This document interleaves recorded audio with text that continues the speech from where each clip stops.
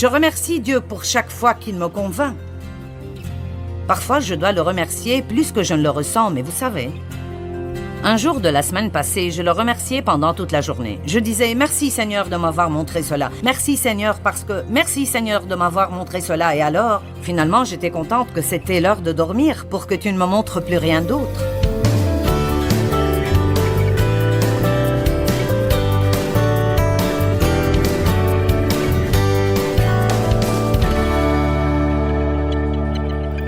Car c'est par la grâce que vous êtes sauvés, par la foi. C'est le don de Dieu, ce n'est point par les œuvres, afin que personne ne se glorifie. Par la grâce, par la foi. Tout ce que nous recevons de Dieu vient à nous de la même façon, par la grâce, par la foi.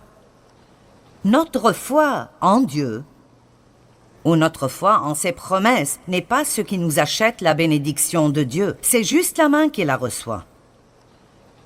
C'est la grâce de Dieu et sa grâce seule qui nous donne sa bonté dans notre vie. Nul ne pourra jamais être assez bon pour mériter quoi que ce soit que Dieu fait pour nous. Et cela n'a pas besoin de nous faire ressentir la condamnation. Ça doit nous rendre émerveillés devant la bonté de Dieu. Donc, par la grâce, par la foi. Vous dites, j'aurais aimé avoir de la foi. Eh bien, la vérité est qu'une mesure de foi a été donnée à chacun. Romains chapitre 12. Tout homme, toute femme, tout garçon et toute fille a la foi. Vous avez la foi. Vous avez assez de foi pour faire tout ce que vous êtes supposé faire dans la vie à tout moment donné. Dites, j'ai la foi. Maintenant, votre foi paraît être faible parce que peut-être que vous ne l'avez pas beaucoup utilisée. Ou peut-être que vous utilisez seulement votre foi dans certains domaines. Pendant longtemps, la foi que j'avais en Dieu, je l'exerçais seulement quand il s'agit d'obtenir le pardon pour mes péchés et d'espérer que j'irai au ciel. Je ne savais pas que je pouvais utiliser ma foi dans d'autres aspects de ma vie. Vous ne possédez pas parce que vous ne demandez pas. Si vous demandez dans la foi, vous recevrez. Et laissez-moi juste vous dire maintenant que vous pouvez demander à Dieu n'importe quoi et toute chose. Vous ne pouvez pas demander trop de Dieu. Vous dites, eh bien, et si je demande la mauvaise chose? Eh bien, vous ne la recevrez pas. Donc, vous savez, nous ne devons pas avoir peur. Eh bien, et si je ne devrais pas demander ceci à Dieu? Eh bien, il ne vous le donnera pas. Il y a certaines choses dont la Bible nous dit qu'il ne faut pas les demander, mais il y a plusieurs régions dans la vie qui sont juste uniques et particulières à notre propre vie. La Bible ne vous dit pas qui épouser ni quand acheter une nouvelle voiture, mais elle donne la sagesse. Et si nous suivons la direction du Saint-Esprit, nous suivons la sagesse, et nous comptons sur Dieu pour nous aider, nous pouvons commencer à avoir des vies absolument incroyables. Je ne savais pas que je pouvais utiliser ma foi pour dépasser mon passé. Je pensais que j'étais coincée avec... Eh bien, j'ai été une victime d'abus. Eh bien, je ne m'appellerai jamais une victime d'abus maintenant. Jamais. Vous ne pourrez jamais me faire dire que je suis une victime d'abus parce que je ne suis pas une victime d'abus. Je suis une nouvelle création en Christ et je marche dans la victoire. Et quoi qu'il vous soit arrivé, je veux vous encourager. Débarrassez-vous de toute mentalité de victimisation que vous puissiez avoir. Nous ne pouvons pas toujours être des victimes et être de nouvelles créations en Christ. Alors, vous avez de la foi. Ce que nous avons fait dans ce ministère, nous l'avons fait par la foi. Vous n'avez vraiment aucune idée, dans le naturel, combien je ne suis pas qualifiée pour faire ceci. C'est vraiment presque hystériquement, ridiculement, drôle. Et pour cette raison, je sais que c'est Dieu. C'est pour cela que dans 1 Corinthiens 1, il est écrit que Dieu a choisi les choses folles du monde pour confondre les sages. Il veut que le monde regarde et dise « Ce n'est pas possible. Pas possible. Ce n'est pas possible que tu puisses faire ça. » Et puis il veut que le monde regarde comment ça arrive à travers vous. Amen. Afin que nulle chair ne se glorifie. Je me demande combien de personnes vous ont regardé en pensant « C'est impossible pour toi de changer. » C'est impossible pour toi de faire ceci un jour. Mais en mettant votre foi en Dieu, vous le faites. Eh bien, je n'avais vraiment pas prévu de prêcher à propos de la foi ce week-end.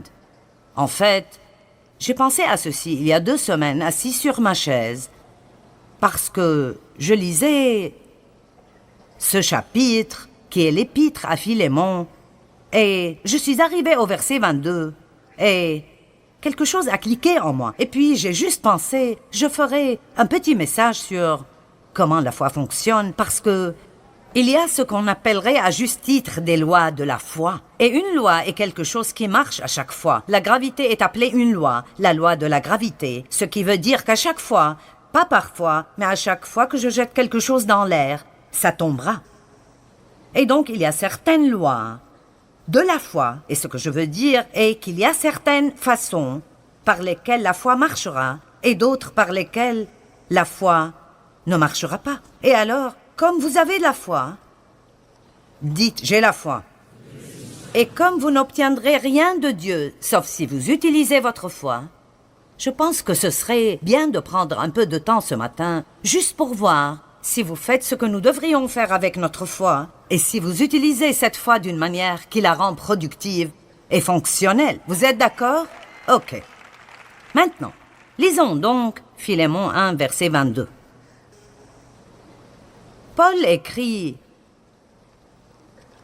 à Philémon à propos d'un esclave qu'il avait nommé Onésime, et il s'était en fait enfui de chez Philémon.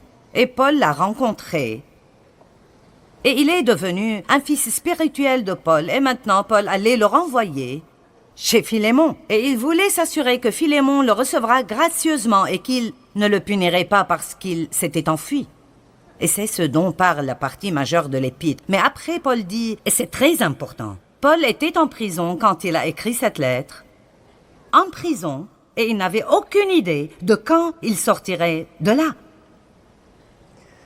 Mais il écrit à Philémon, et dans le verset 22, il dit « En même temps, prépare-moi un logement, dans l'attente de m'accueillir hospitalièrement, car j'espère, grâce à vos prières, vous être rendu ou recevoir la grâce de venir. » Nous voyons quelque chose de très important ici. D'abord, il dit « J'ai la foi que si vous priez pour moi, je sortirai d'ici et je pourrai venir vous visiter. » Donc, il avait la foi en la puissance de la prière et il croyait que, quand il prie ou si d'autres prient pour lui, cela ouvrira les portes pour qu'il soit libéré de la prison. Ne priez pas si vous n'allez pas prier dans la foi. Quand vous priez, ayez une foi simple comme les enfants pour que Dieu vous entende, mais aussi pour que Dieu vous donne soit ce que vous demandez, ou si vous demandez la mauvaise chose, il vous donnera quelque chose de mieux. Amen. Puis il dit, « Prépare-moi un logement en attendant ma visite. » Maintenant, je veux vous parler du pouvoir de l'attente. Parce que la foi devrait avoir une attente active et agressive qui va avec. Paul a dit, « Priez pour moi. Je crois que je sortirai d'ici et je viendrai vous visiter. Alors commencez à me préparer une chambre. » Est-ce que quelqu'un voit ceci? Tu peux déjà commencer à me préparer une chambre parce qu'il était si certain qu'il allait pouvoir venir. Nous appelons les femmes enceintes des mamans en attente parce que nous savons ce que c'est que d'être enceinte.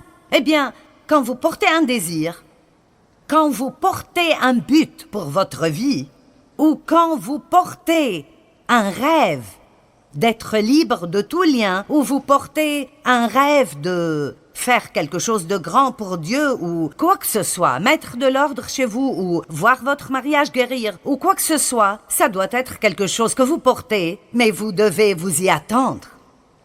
Amen? Vous y attendre. Beaucoup de personnes n'attendent rien. Alors ils n'obtiennent rien.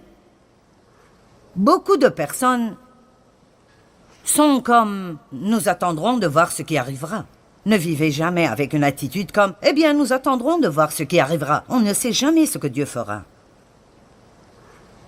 Vous ne pouvez pas vous attendre à trop. Dans Ésaïe chapitre 30, verset 18, c'est un verset magnifique que j'ai découvert il y a plusieurs années.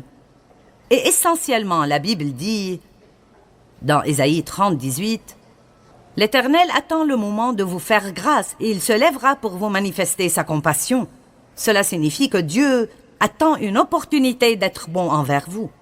Voyez-vous cela? L'Éternel attend ardemment, et le mot attend veut dire espère, cherche à et désire, de vous faire grâce, et alors il se lèvera pour vous manifester sa compassion et vous faire miséricorde. Car l'Éternel est un Dieu juste, béni, heureux, privilégié, et enviable sont tous ceux qui espèrent en lui, qui attendent et cherchent et désirent Dieu et sa victoire, etc.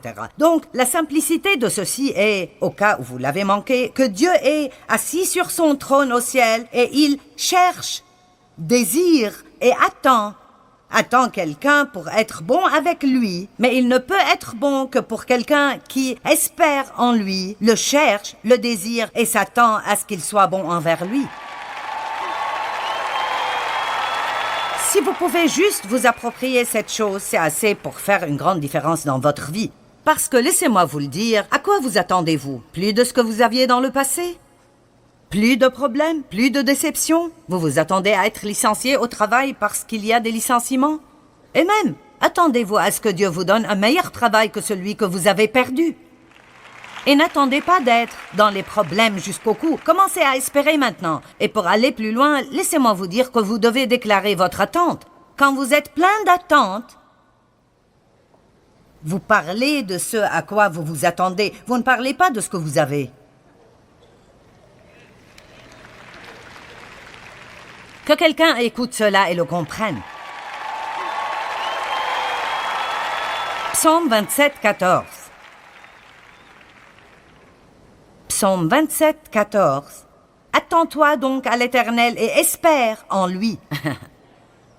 Sois fort et affermis ton courage. Que ton cœur soit vaillant et endurant. Oui, attends-toi à l'Éternel et espère en lui. Que tout le monde dise « Je m'attends ». Maintenant, nous parlons beaucoup d'Ésaïe 40, 31 et dès que je commencerai à le citer, vous le reconnaîtrez tous. Les gens applaudissent quand on cite ce verset. Mais ceux qui comptent sur l'Éternel renouvellent leur force. Ils prennent leur envol comme de jeunes aigles. Sans se lasser, ils courent, ils marchent en avant et ne s'épuisent pas. Nous devons penser que c'est comme...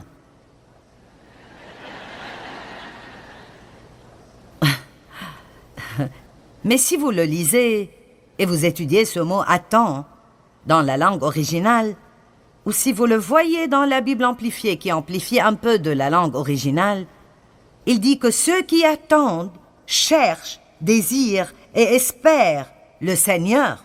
Alors, comme vous attendez Dieu, vous ne faites peut-être rien physiquement parce que vous avez peut-être une situation dans votre vie que franchement, vous ne pouvez rien y changer. Et nous disons, tu as juste besoin d'attendre le Seigneur. Mais cette attente, même si vous n'êtes pas actif dans vos actions pour résoudre votre problème, vous êtes très actif spirituellement. Ne soyez jamais passif spirituellement. Restez très actif spirituellement dans votre attente. Seigneur, j'attends une percée. Peut-être qu'aujourd'hui est le jour. Vous pouvez même utiliser votre imagination, et je n'essaie pas d'être farfelu et de me perdre dans une sorte de manipulation mentale, mais nous avons une imagination. Pourquoi devons-nous l'utiliser? Sommes-nous supposés l'utiliser simplement pour nous souvenir de toutes les choses bêtes qui nous sont arrivées dans nos vies? Pourquoi ne puis-je pas juste fermer les yeux et dire « Seigneur, je vais juste rêver de quelque chose de grand pendant 1 minute et j'imaginerai comment sera ma vie quand ma percée viendra parce que je sais qu'elle arrive ?»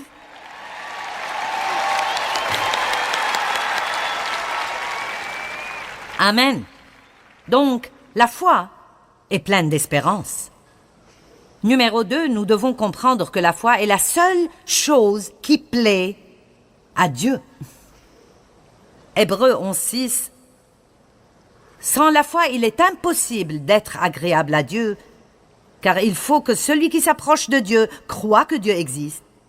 Et j'aime vraiment la deuxième partie du verset. Et qu'il est le rémunérateur de ceux qui le cherchent ardemment.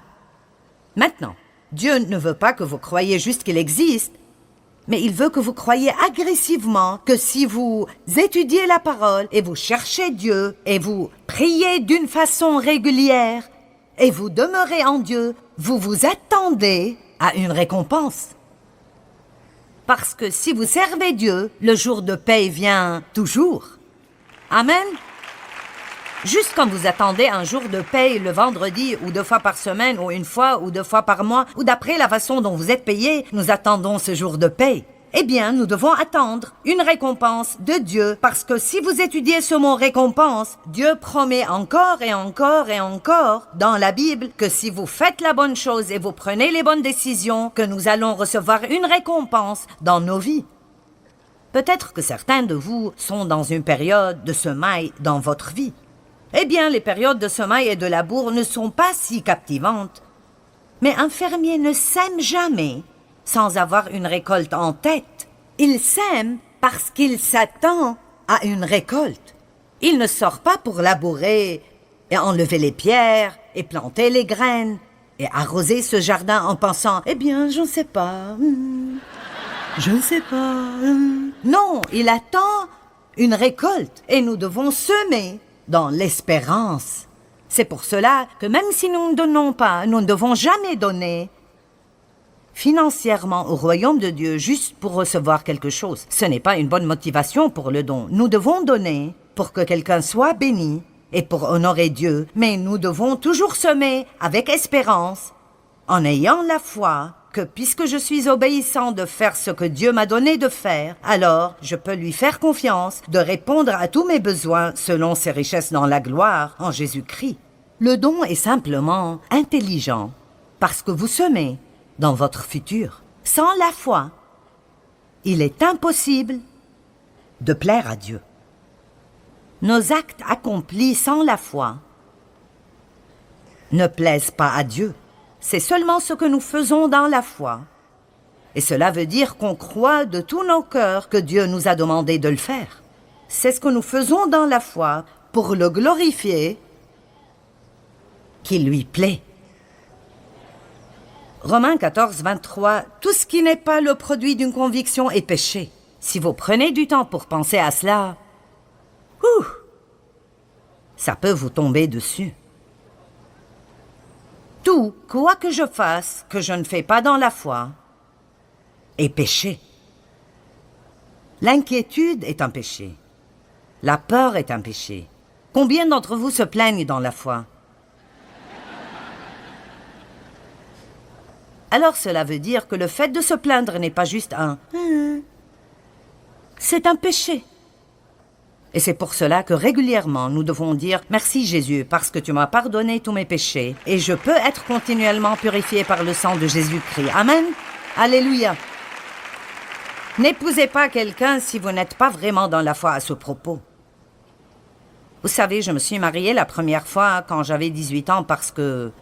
Et je savais tout au fond de moi-même que c'était une erreur.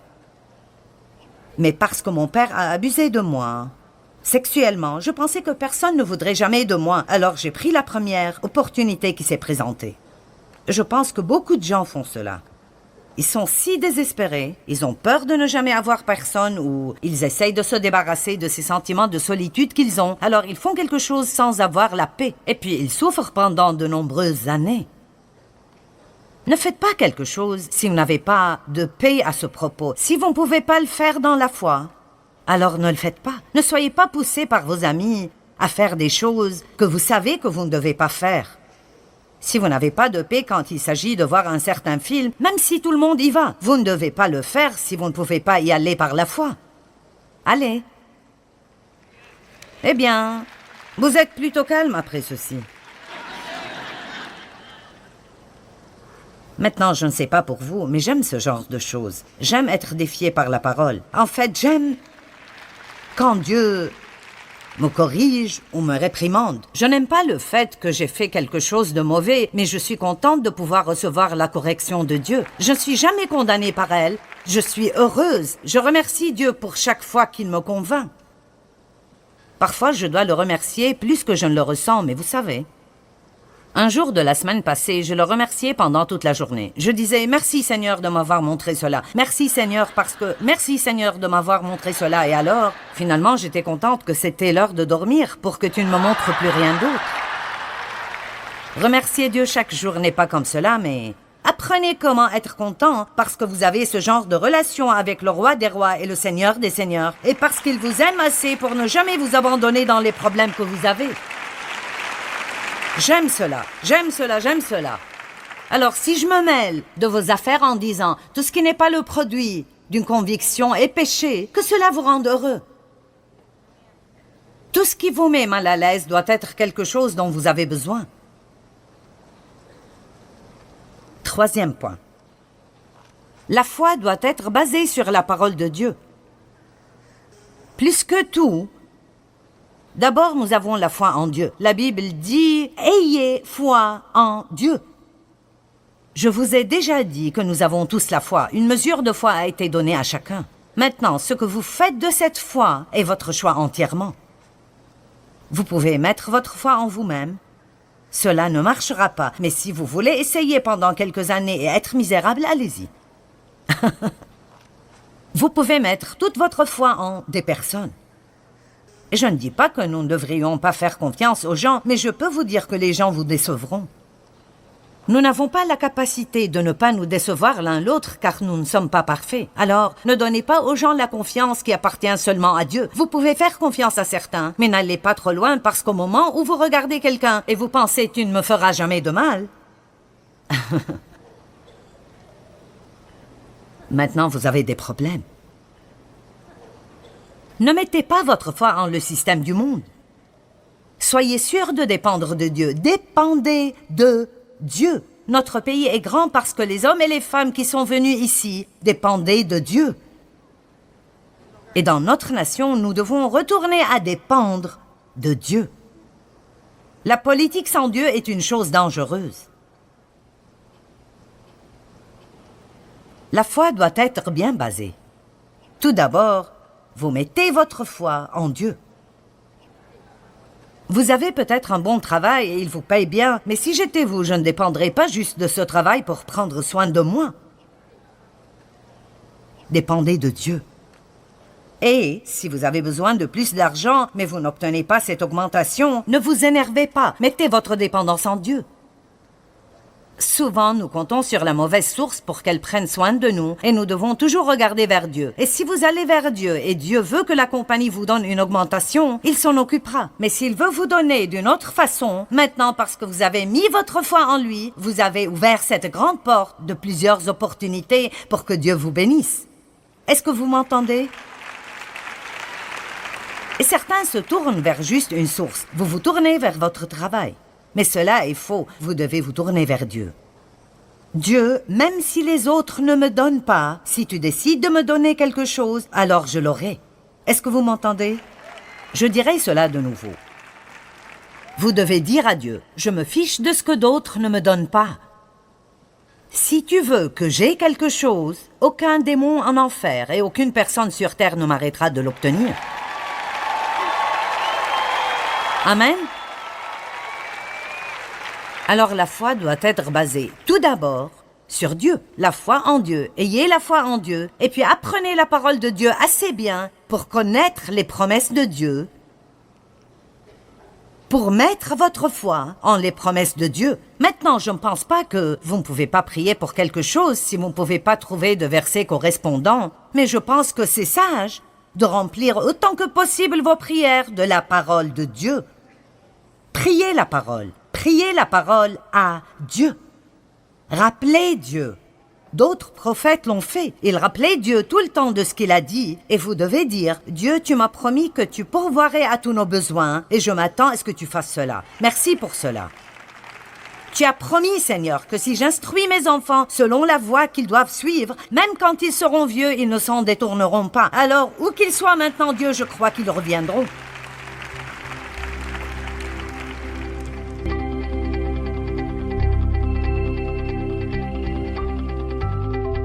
Eh bien, la Bible dit que Dieu a donné à chacun une mesure de foi. Et vous savez, plus nous utilisons cette foi, plus elle grandira. Et aussi, nous avons sa grâce qui nous aide. À chaque fois que nous agissons dans la foi, sa grâce, sa puissance et sa capacité viennent à nous pour nous aider à être efficaces dans tout domaine de notre vie. Vous savez, je pense que nous avons besoin d'apprendre autant que nous le pouvons à propos de la grâce parce que la grâce est phénoménalement incroyable. La grâce est la puissance de Dieu qui vient à nous gratuitement et nous rend capables de faire ce que nous avons besoin de faire dans la vie sans aucune lutte, fatigue ou effort de notre côté. La grâce est ce qui nous sauve. La grâce nous pardonne. La grâce nous offre la miséricorde. La grâce est vraiment incroyable.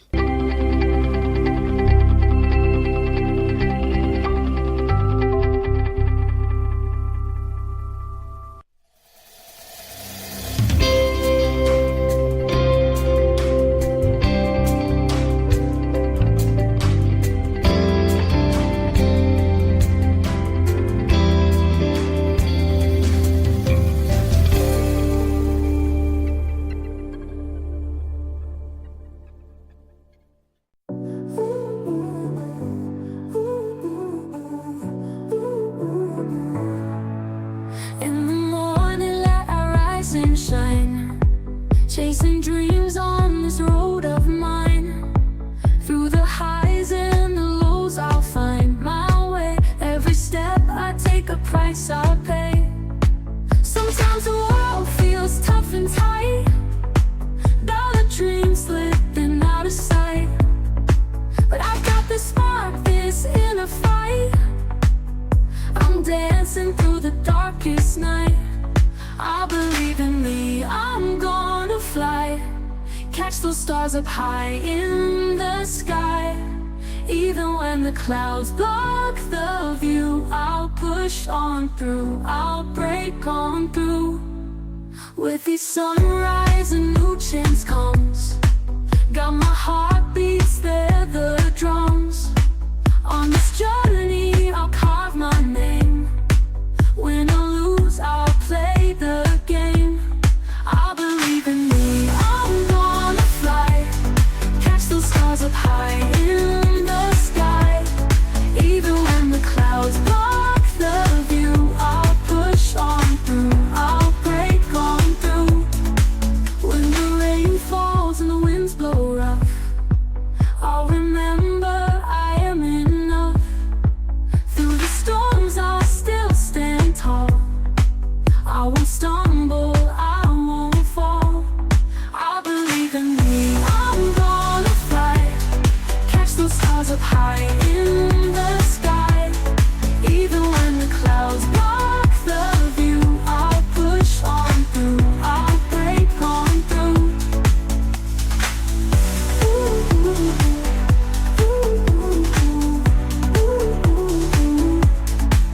When the rain falls and the winds blow rough, I'll remember I am enough. Through the storms I'll still stand tall. I won't stumble, I won't fall. I believe in me, I'm gonna fly. Catch those stars up high in the sky. Even when the clouds block the view, I'll push on through, I'll break on through, I'll push on through. I'll break on through. When the rain falls and the winds blow rough, I'll remember I am enough. Through the storms I'll still stand tall. I won't stumble, I won't fall.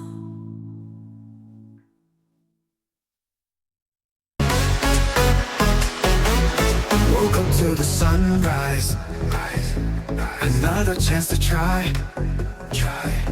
Dreams that light the horizon.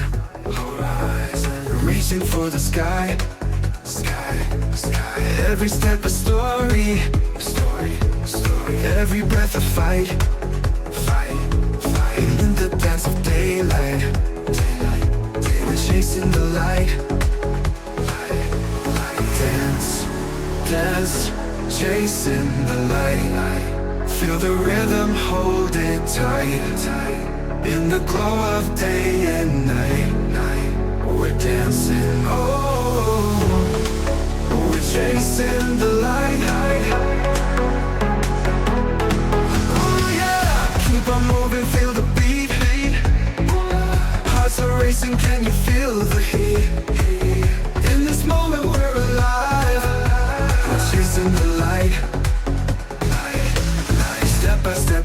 rise up, rise up, rise up. No looking back, just eyes up, eyes up, eyes up. Together we're unstoppable, unstoppable. Reaching for the top, top, top. Dance, dance, chasing the light. Feel the rhythm, hold it tight, tight. In the glow of day and night, night. We're dancing all